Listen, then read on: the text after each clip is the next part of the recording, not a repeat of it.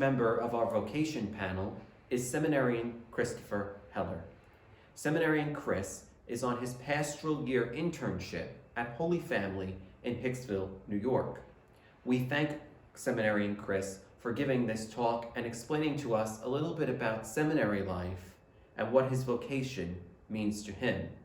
And now it is my honor and privilege to introduce Seminarian Chris Heller. Well, I'm sorry I couldn't be with you guys for the vocation panel this year. I was really looking forward to it, but for obvious reasons, we weren't able to come together. So my name is Christopher Heller. I'm a seminarian studying for the Diocese of Rockville Center. Father Frank asked me to speak to you all about vocations, and I was hoping to do that in person, but this works as well. And I was hoping to just maybe give my vocation story and just a little spiritual, scriptural passage that I've always found helpful in my own discernment. Two passages in particular that helped me discern my call to be a priest and that really encouraged me. So it's going to be a pretty short video, let's hope. And I'm just going to give you my vocation story, or at least part of it. I'm not that old. I'm only 24 years old, so I entered seminary right after I finished college. So I'm just going to tell you a little bit about how I came to really grow in my faith, and then from growing in my faith, really discern that maybe God's calling me to be a priest, and kind of where that journey led. So really the whole story, I guess, starts maybe when I was in 7th or 8th grade. I was a parishioner at St. Edward's Parish in Syosset, where actually Father Frank is also from. I don't live there anymore, but when I was in 7th grade, I was very interested in church. You know, my family, we didn't go to church every single Sunday. We went sometimes, so faith was kind of important to us, but we weren't, the most religious people. But I guess in 7th grade, I really started to become interested in church. I just kind of liked something about Mass, and I was kind of attracted to something. And so I decided that I was going to become an altar server. So I started altar serving in 7th and 8th grade. And I remember, and I'm sure Father Frank knows her too, she was an amazing woman, Sister Jackie. She was a sister that was in charge of the altar servers, among other things, at the parish. And she really encouraged me as I grew in my faith. And I really owe a lot to her. She was a wonderful woman. So I remember speaking to her when I guess I was a freshman in high school at that point, still serving, still trying to help out at the parish. And she posed a question to me. I was just in high school trying to, doing what all other high school kids would do, and, just wanted to live a normal life and hopefully work hard and get a good job and, have a beautiful wife and family. And she posed the question to me, and I'll never forget it. It was after church in the back in like the gathering space area. And she asked, have you ever thought of being a priest? Maybe you should talk to Father Tom, the pastor, and ask him about his vocation. And I remember that kind of struck me, and I was kind of annoyed at her that she kind of posed that question to me, because maybe it was something that was in the back of my mind, but I never really gave it much thought. And so I did what she said. I was obedient to a sister, and I went and I talked to the pastor, and it was fine, but it wasn't really something that I was thinking of that much. But it was the first time somebody ever asked me that question, so it stuck in the back of my mind. Fast forward, I was probably a junior in a high school, and Father Frank will know, sadly, Sister Jackie was killed in a very sad accident. Not really an accident. She was struck by a hit-and-run driver and killed. It was really sad for the whole parish.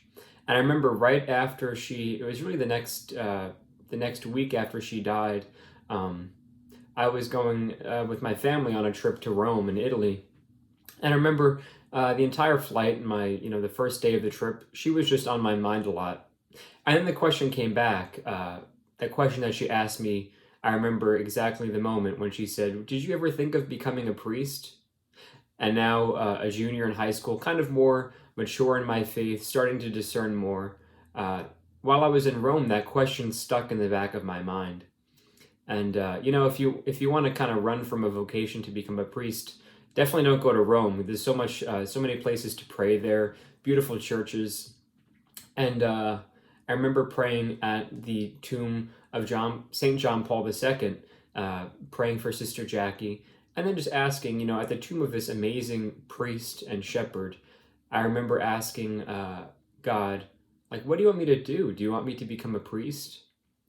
And I remember a few days into the trip after that, it was so weird. I was, one of those weird moments where God speaks to you. I saw a priest on a bus. We were just traveling, I guess to the next tourist attraction. And there was a priest on the bus, just, holding onto the bar, just standing there. And it was so weird, but I just had this sense come over me that I could do that, not just like stand on a bus, but I could be a priest. And there was nothing special about the priest. It was just God using that image at that moment to kind of say to me, you need to give this some more thought. Like Sister Jackie 3 years ago posed this question to you, and now you have to try to, work with me, work with Jesus. You got to try to answer this question. You need to start discerning. So when I came home from that trip with my family in Italy, I called our vocation director, at the time was Father Brian, and I started a long process through high school and then college of discerning the priesthood. And ultimately, after I finished college, I entered the seminary. So I've so far done 2 years of theology studies, and right now I'm on a pastoral year, which basically is a parish internship year. But I just kind of pose that to you as, as one part of, there's more to my vocation story throughout high school, and then, in college, especially when I felt very strongly that I wanted to be a priest, but then also was, being pulled in different directions. And I just wanted to give you a snippet of my vocation story just to show you really what we need to do, especially if you guys are starting to take your faith more seriously, or if you have like a certain attraction to being in church, or you kind of see priests that you like and you really say, I could be like them. I think the biggest thing that you have to do is really just keep your ears and your eyes open to what God is trying to speak to you in a very, maybe not always a clear way, but through different people. I just saw like a priest on a bus, and for me that was like an aha moment, which is so odd. And even Sister Jackie, when I was only, I was like 14 years old, and she asked me that question, would you ever think of becoming a priest? And it's all those seeds that God planted through those different people, through those different events, that kind of blossomed later in my life. So I just say to you, really try to, in your own prayer, ask God, what do you want me to do? And then also, don't just end it there. Don't just ask God, what do you want me to do? But look, right? If you're going to ask him that question, if you're going to pray asking him for guidance, then it's also up to you to keep your eyes open, right?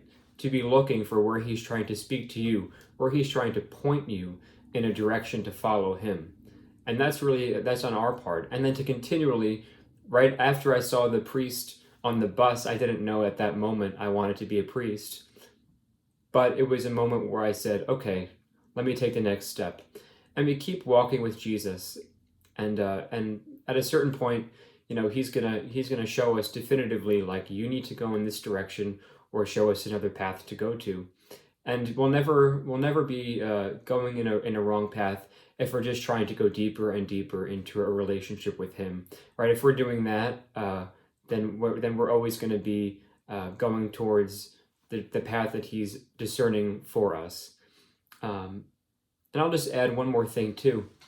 Are these scriptural passages? I think it's important to have concrete, right, like Bible verses for us to pray with. And two that are very important to me. One is the calling of St. Peter in the Gospel of Luke, which is Luke chapter 5, verses 1 to 11. And every Gospel, Matthew, Mark, Luke, and John, have the calling of St. Peter, but Luke's is my favorite.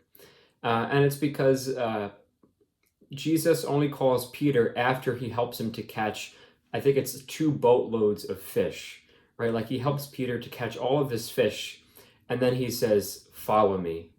And I think that's the only gospel passage where he does that, where they catch all that fish.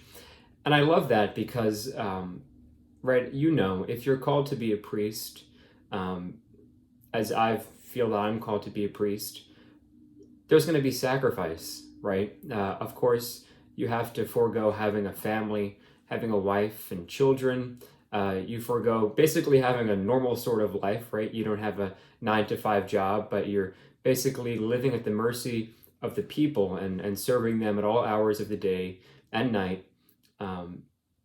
There's a lot of sacrifice that goes into that. So I would just pray with that, Luke chapter 5, verses 1 to 11, because it's a beautiful way in which Jesus Christ asks us, when he calls us, he asks us to sacrifice something, right? He puts 2 boatloads of fish in front of us and says, now that you have this other option, now come and follow me.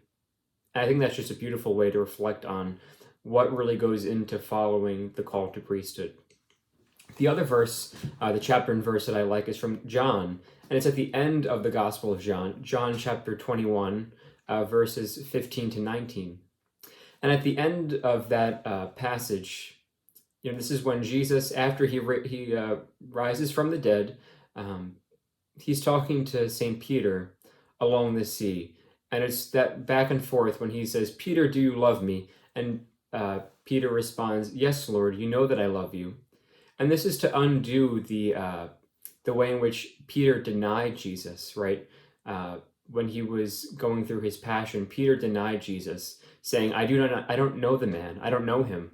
And then Jesus, of course, is crucified. So Jesus here is trying to undo that by having Peter offer a threefold confession of his love for Jesus. And it's beautiful because at the end of this passage, and this is like my favorite, Jesus says again to Peter, "Follow me, come and follow me." Right? The words that he said to him at the beginning of the gospel, telling him to follow him, he repeats after Peter has fallen and sinned. He's screwed up really badly, right? He denied Jesus. And he says the same words that he said at the beginning, "Come and follow me." Look, I can speak from experience that, we still sin. You think that you're going to become, for me at least, that you're going to follow Jesus and become a priest. And yet you still screw up sometimes. You still sin. And you oftentimes, I know this was a big struggle for me. You think, as you're discerning priesthood, you think, I can't do this, right? Like I'm so imperfect. I'm so weak. I can't possibly be the priest that God needs me to be. And I think this is a big reminder to us, that beautiful passage from John, that Jesus is going to call you, come and follow me. And then even if you're being called to be a priest, I know I've seen in my own life that Jesus is going to again say, "Come and follow me," right? He's going to say it initially when we first start to discern and kind of get an inkling and attraction to priesthood. And then even after sometimes when we screw up and, we feel like we're imperfect, we're weak, we couldn't possibly follow Jesus. It's then when his love and his mercy is poured out to us, right? Because we think, I'm so weak, I'm so imperfect. And then he says again to us, I know you are. I know you're weak. I know at times you deny me, but come and follow me, right? I don't want you to leave. I love you so much that I want you to come and follow me again. So I just leave those 2 passages with you to pray with. Since I can't really be with you, right? We were supposed to have the vocation panel and that retreat. I just offer you those 2 passages to maybe have a mini retreat and just pray with those from Luke and John. Know that I'm praying for all of you guys, and I hope that maybe just hearing just a part of my vocation story might have been helpful to you all. I pray that you're all doing well during the pandemic especially, and that your families are staying safe and healthy. I know that you continue to be in my prayers. Continue to look at Father Frank as a leader and a guide. And definitely, if you ever have questions about a vocation to the priesthood, he's definitely someone to ask, and he'll lead you in the right direction. God bless you all.